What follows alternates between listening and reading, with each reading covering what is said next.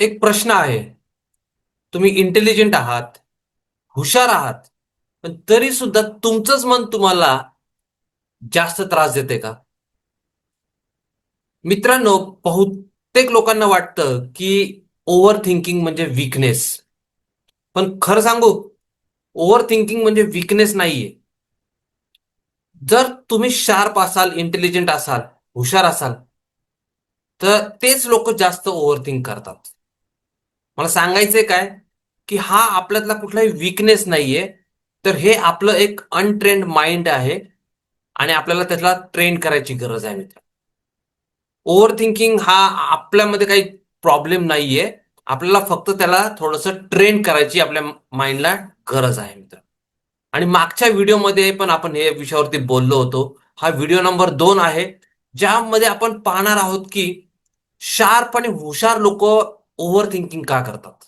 तुम्हाला विशेष वाटेल, तुम्हाला असं वाटेल की मी असं का बोलतोय, की जे लोक शार्प आहेत तेच लोक जास्त विचार करतात. कारण की मेन म्हणजे ओव्हर थिंकिंग हा कुठलाही प्रॉब्लेम नाहीये. इंटेलिजन्स, आपण हुशार आहोत, हा पण प्रॉब्लेम नाहीये. प्रॉब्लेम काय आहे मित्रांनो माहितीये? का शार्प लोक, का हुशार लोक किंवा इंटेलिजंट लोक जास्त विचार करत राहतात? त्यांच्यामध्ये एक गोष्ट आहे, ती गोष्ट आहे ते म्हणजे सप्रेस्ड इमोशन्स. आपण आपल्या इमोशन्सला सप्रेस करून ठेवतोय, आतल्या आत त्याला दाबून ठेवतो. त्या इमोशन्सला आपण व्यक्त करत नाहीये आणि त्याच्यामुळं आपण काय करतोय? ओव्हर थिंक करायला सुरुवात करतोय. आपण जास्त विचार करतोय. आपले थॉट्स वरती आपलं कंट्रोल निघून जायला लागतंय.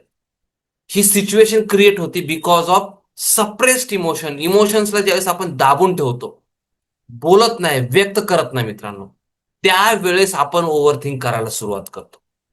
आणि जे हुशार आणि शार्प लोक असतात, त्यांच्यामध्ये एक खासियत असती, ते लोक प्रॉब्लेम कडे नाही, पॉसिबिलिटीज कडे त्यांचं लक्ष जातं, की they are sharp people, intelligent लोक. आणि होतं काय, की आपण ज्यावेळेस असं सारखं ओव्हर थिंक करतोय, ऍक्च्युली होतंय काय, की आपल्याला असं वाटतं की ही गोष्ट मी करू शकतो.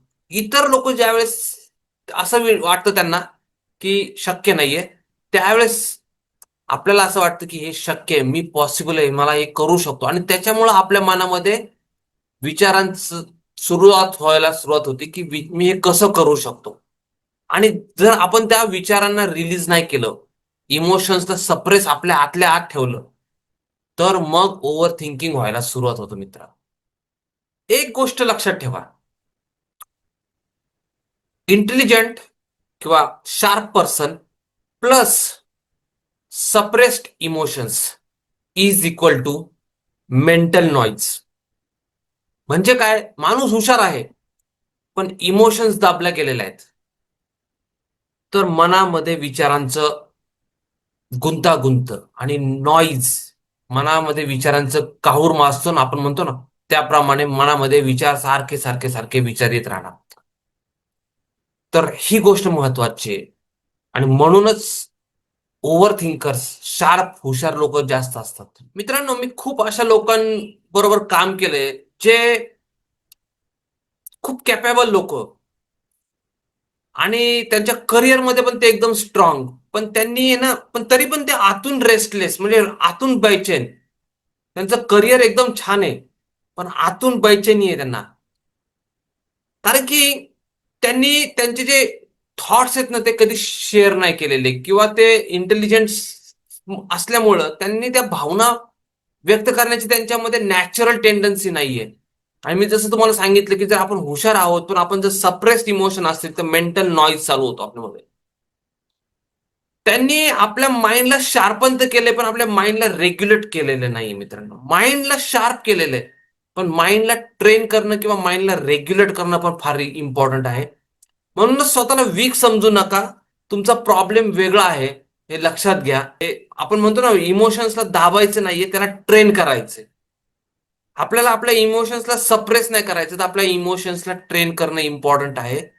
आणि म्हणूनच बऱ्याच वेळा आपण म्हणतो की ओव्हर थिंकर्स जे आहेत ते जास्त करून शार्प लोक किंवा टॅलेंटेड लोकच असतात, बिकॉज ऑफ सप्रेस्ड इमोशन्स मित्रांनो, जे आज आपल्या या व्हिडिओमध्ये आपण पाहिजे. मित्रांनो, तुम्हाला माहितीच आहे की ही एक 5 व्हिडिओची सिरीज आहे. या व्हिडिओमध्ये आपण पाहिलं की ओव्हर थिंकर्स हे शार्प लोक जास्त, इंटेलिजंट लोक जास्त असतात. पुढच्या व्हिडिओमध्ये आपण हे पाहणार आहोत की रिअल रिझन, तुमचं खरं कारण काय आहे की आपलं मन शांत राहत नाहीये. Real reason why our mind never switches off. ते बंदच राहत नाहीये. कंटिन्युअसली थॉट्स येत राहतात आणि जास्त करून आपण निगेटिव्ह थॉट्सला अट्रॅक्ट करत राहतो मित्रांनो. आणि निगेटिव्ह थॉट्सला आपण अट्रॅक्ट करायला लागलो की ते आपल्या मनामध्ये विचारांचं एक जाळं तयार होतं आणि त्याच्यामधून आपण बाहेरच पडत नाही. तर त्याच्यातून का असं होतंय, की का आपलं माइंड कधीच बंद होत नाही, स्विच ऑफ होत नाही मित्रांनो. ही तर तिसऱ्या व्हिडिओमध्ये आपण हे पाहणार आहे.